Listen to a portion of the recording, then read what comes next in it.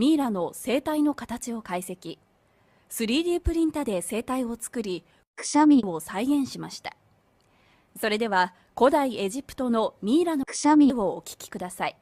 スタンザンダラスタンダラダラピアバランスティラスタバリラリンナ前を向いて歩き光さす方へ手と手を取り合い僕たち人類は皆仲間でありこの場所に集ったこの奇跡が全てが運命ではなく必然だと思いそして僕らは歩き出す